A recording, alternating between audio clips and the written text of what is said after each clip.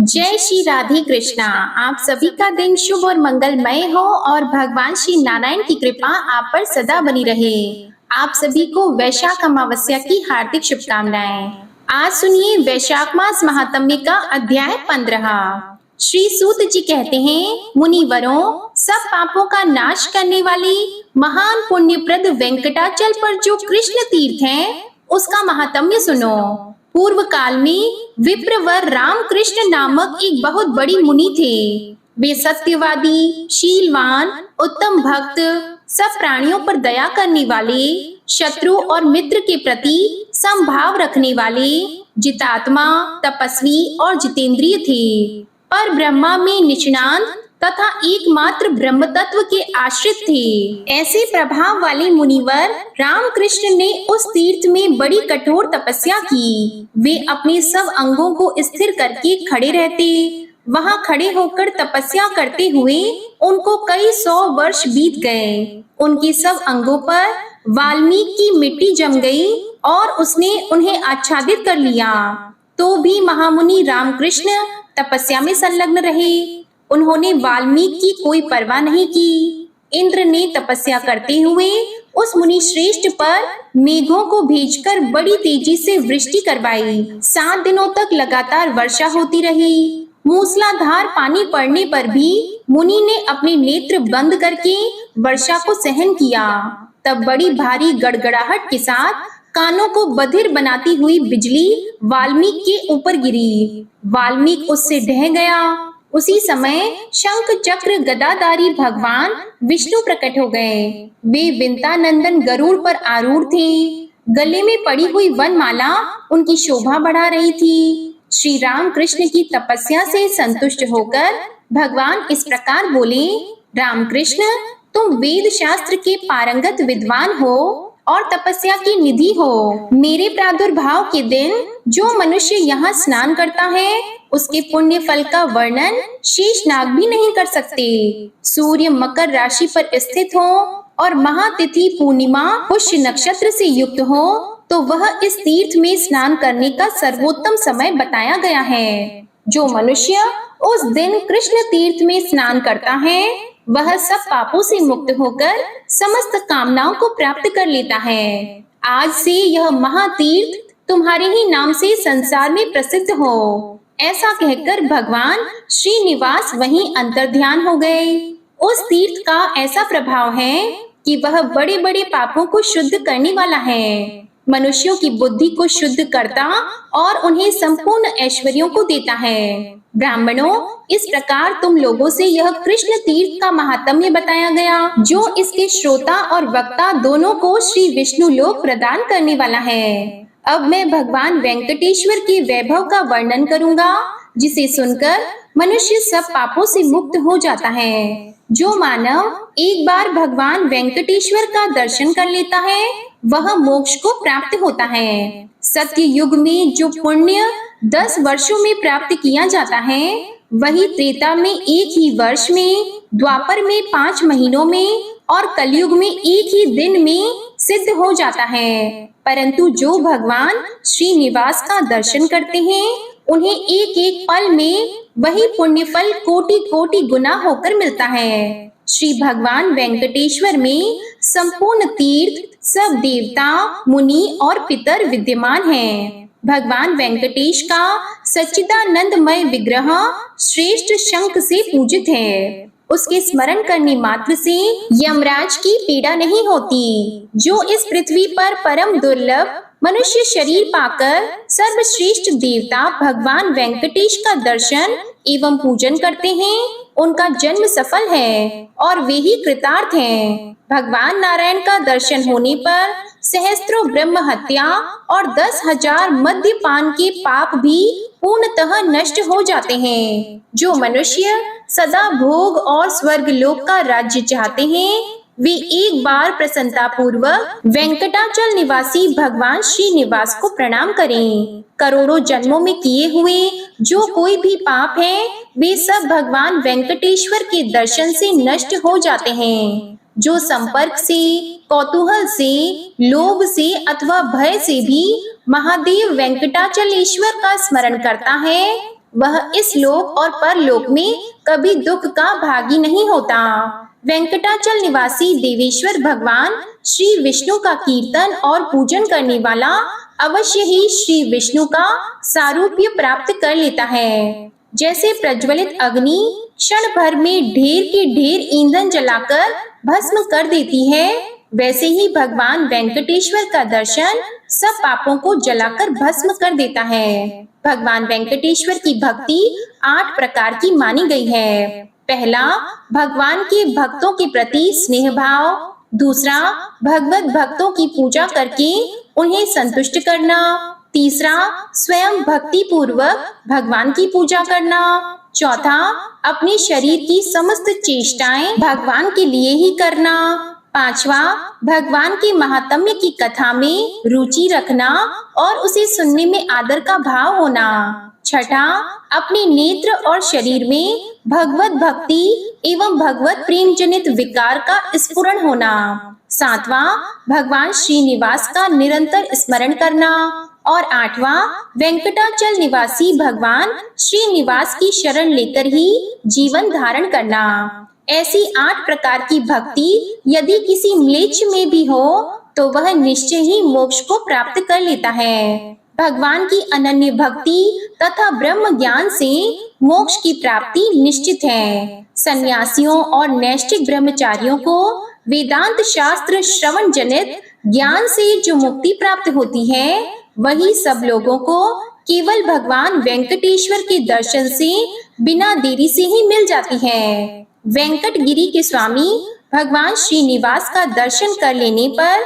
सब लोग महापुरुष की श्रेणी में चले जाते हैं। उनमें से कोई एक दूसरे से कम या अधिक नहीं रह जाता। सब पातकों का नाश करने वाले परम पवित्र वेंकटाचल पर जाकर जो सर्वश्रेष्ठ देव भगवान श्रीनिवास का भक्ति पूर्वक दर्शन करता है, उसकी समानता इस धरती पर चारों वेदों का विद्वान भी नहीं कर सकता।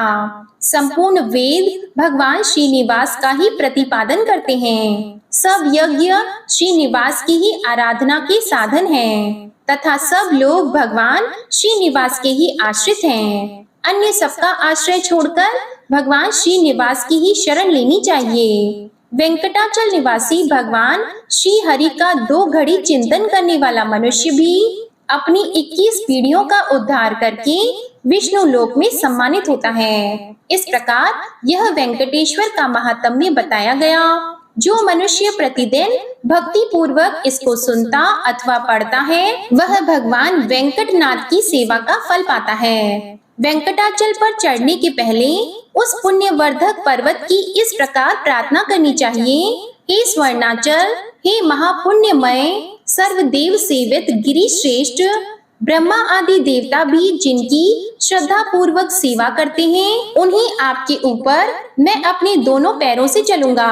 मुझ पाप चेता पुरुष के इस पाप को आज आप कृपा पूर्वक क्षमा करें। आपके शिखर पर निवास करने वाले भगवान लक्ष्मीपति का आप मुझे दर्शन कराइए। इस प्रकार पर्वत श्रेष्ठ वेंकटाचल की प्रार्थना करके मनुष्य उस पर धीरे धीरे चले। ऊपर पहुंचकर सब पापों का नाश करने वाले परम पुण्यमय स्वामी पुष्करणी तीर्थ में नियम पूर्वक स्नान करे। इसके बाद पितरों को पिंडदान करे। ऐसा करने से स्वर्गवासी पितर मोक्ष को प्राप्त होते हैं और नरकवासी पितर स्वर्ग में चले जाते हैं। इसके बाद उस पर्वत के ऊपर जो सब तीर्थों में श्रेष्ठ और पवित्र पाप विनाशन नामक तीर्थ है, जिसके स्मरण मात्र से मनुष्य फिर गर्भ में नहीं आता, उसके पास जाकर उसमें स्नान करना चाहिए। वह स्वामी तीर्थ से उत्तर दिशा में है। वहां स्नान करने से मनुष्य वैकुंठ धाम में जाते हैं। पूर्व काल में भद्रमती नामक एक श्रेष्ठ ब्राह्मण थे, जो वेद वेदांगों के पारंगत पंडित थे, परंतु वे बड़े दरिद्र थे। उनके पास जीविका का कोई साधन नहीं था। उन बुद्धिमान ब्राह्मण ने संपूर्ण शास्त्र, पुराण और धर्म शास्त्रों का श्रवण किया था। उनके 6 स्त्रियां थीं, कृता, सिंधु, यशोवती, कामिनी मालिनी और शोभा, ये उनके नाम थे। उनके गर्भ से ब्राह्मण ने 200 पुत्र उत्पन्न किए। वे सभी पुत्र आदि भूख से पीड़ित हो रहे थे। अपने प्यारे पुत्रों और प्रियतमा पत्नियों को भूख से व्याकुल देखकर दरिद्र भद्रमती विलाप करने लगा।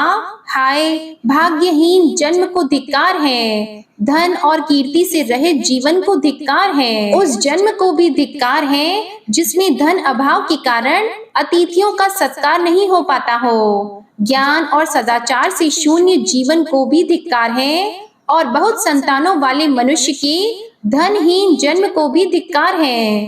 ब्राह्मण, पुत्र, पौत्र, भाई, बंधु और शिष्य आदि सभी मनुष्य धनहीन पुरुष को त्याग देते हैं। जो धनवान है वह निर्दयी हो या दयावान, गुणहीन हो या गुणवान, मूर्ख हो या पंडित तथा सब धर्मों से युक्त हो या धर्महीन, यदि वह ऐश्वर्य के गुण से युक्त है तो पूजने ही योग्य होता है। अहो, दरिद्रता बड़ा भारी दुख है, उसमें भी आशा तो अत्यंत दुखदायिनी होती है। आशा के वशीभूत हुए मनुष्य क्षण क्षण में दुख भोगते हैं। जो आशा के दास हैं, वे समस्त संसार के दास हैं, और जिन्होंने आशा को अपनी दासी बना लिया है, उनके लिए यह संपूर्ण जगत दास के समान है।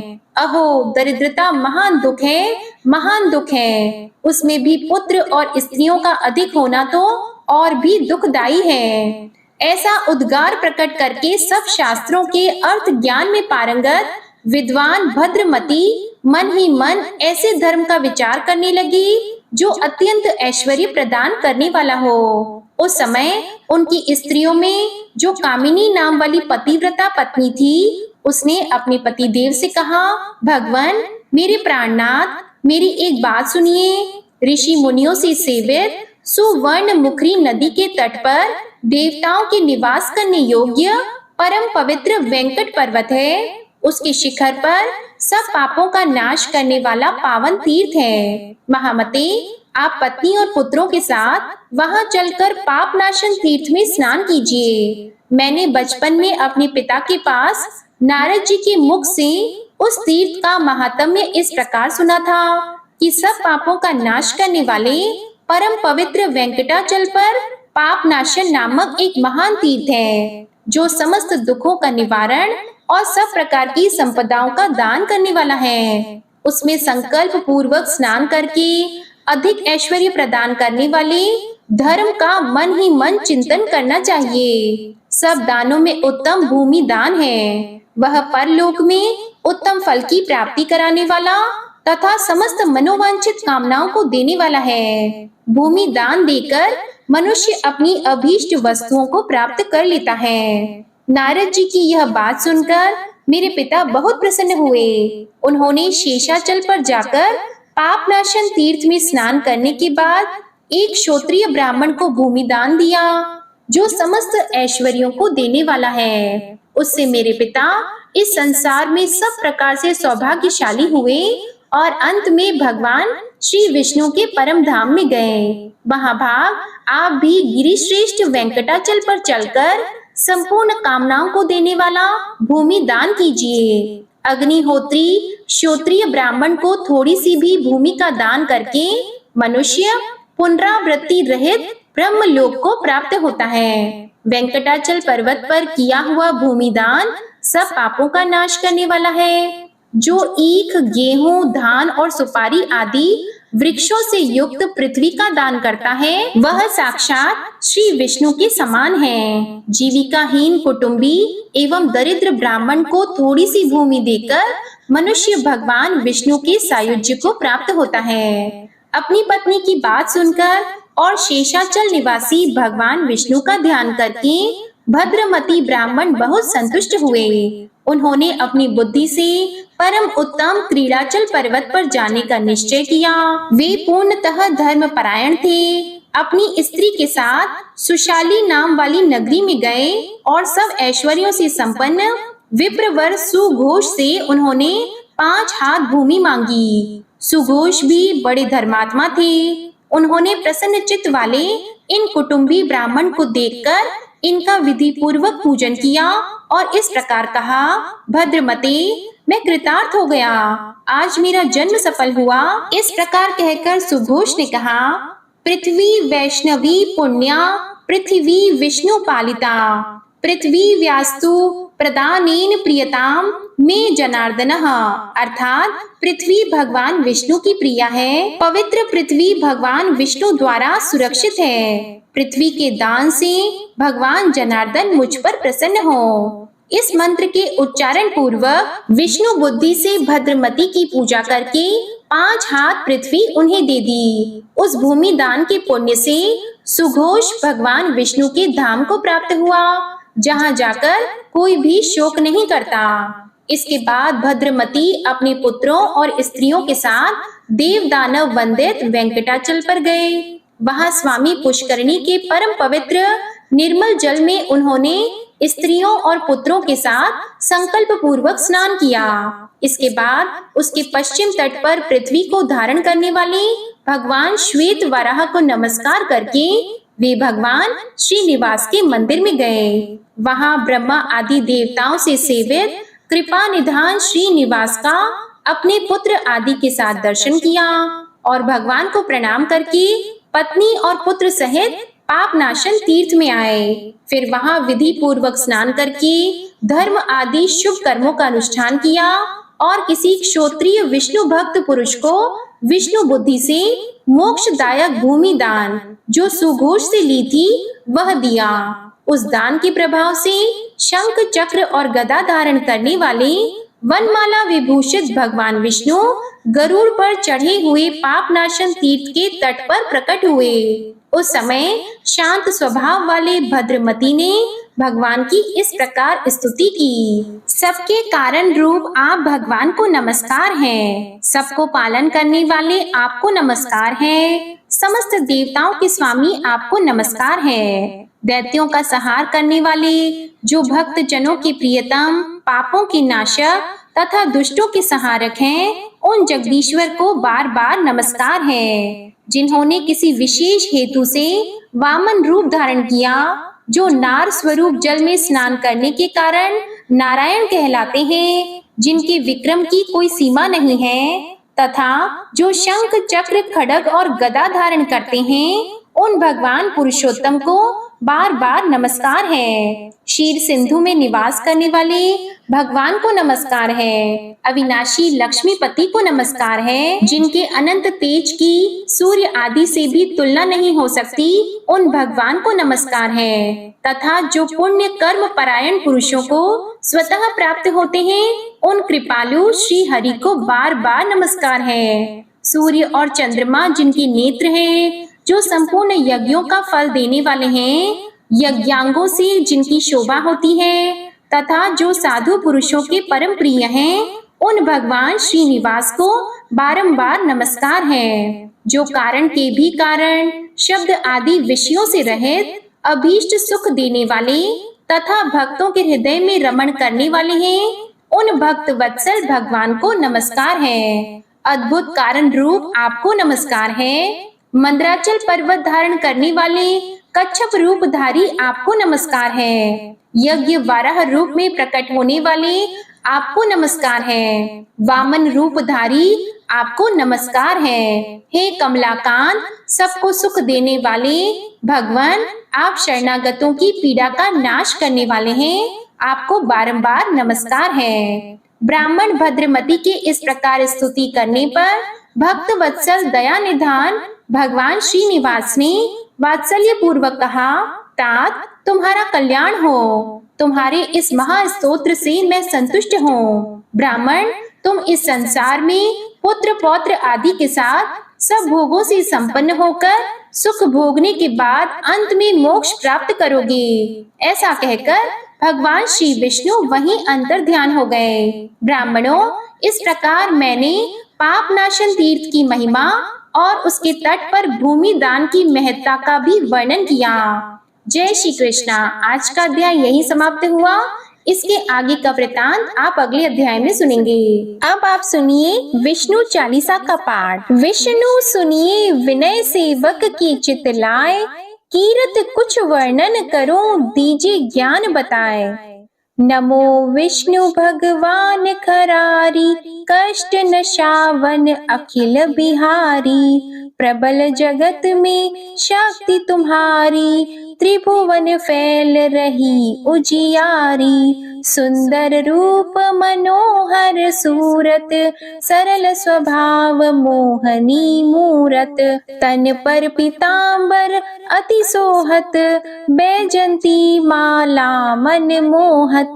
शंख चक्र कर गदा विराजे, देखत दैत्य असुर दल भाजे। सत्य धर्म मद लोभन गाजे, काम क्रोध मद लोभन छाजे। संत भक्त सज्जन मन रंजन, दनुज असुर दुष्टन दल गंजन। सुख उपजाए कष्ट सब भंजन, दोष मिटाय करत जन सज्जन। पाप काट भव सिंधु उतारण, कष्ट नाश कर भक्त उबारण। करत अनेक रूप प्रभु धारण, केवल आप भक्ति के कारण। धरणी धेनु बन तुम ही पुकारा, तब तुम रूप राम का धारा। भार उतार असुर दल मारा, रावण आदिक को संहारा। आप वराह रूप बनाया, हिरण्याक्ष को मार गिराया। धर्मस्य तन सिंधु बनाया, 14 रत्नन को निकलाया। अमिलख असुरन द्वंद मचाया, रूप मोहिनी आप दिखाया। देवों को अमृत पान कराया, असुरन को छवि से बहलाया। कूर्म रूप धर सिंधु मझाया, मंदराचल गिरि तुरत उठाया। शंकर का तुम फंद छुड़ाया, भस्मासुर को रूप दिखाया। वेदन को जब असुर डुबाया, कर प्रबंध उन्हें ढूंढवाया। मोहित बन कर खल ही नचाया, उस ही कर से भस्म कराया। असुर जलंधर अति बलदाई, शंकर से उनकी लड़ाई। हार पार शिव सकल बनाई, कीन सती से छल खल जाई। सुमिरन कीन तुम्हें शिव रानी, बतलाई सब विपत कहानी। तब तुम बने मुनीश्वर ज्ञानी, वृंदा की सब सुरति भुलानी। देख तीन धनुज शैतानी, वृंदा आए तुम्हें लपटानी। हो स्पर्श धर्म क्षति मानी, हना असुर उर शिव शैतानी। तुमने ध्रुव प्रहलाद उबारे, हिरणाकुश आदिक खल मारे। गणिका और अजामिल तारे, बहुत भक्त भव सिंधु उतारे। हरहु सकल संताप हमारे, कृपा करहु हरि सिरजनहारे। देखहु मैं निज दर्श तुम्हारे, दीप बंधु भक्तन हितकारी। चाहता आपका सेवक दर्शन, करहु दया अपनी मधुसूदन। जानो नहीं योग्य जब पूजन, होय यज्ञ स्तुति अनुमोदन। शील दया संतोष सुलक्षण, विदित नहीं व्रत बोध विलक्षण।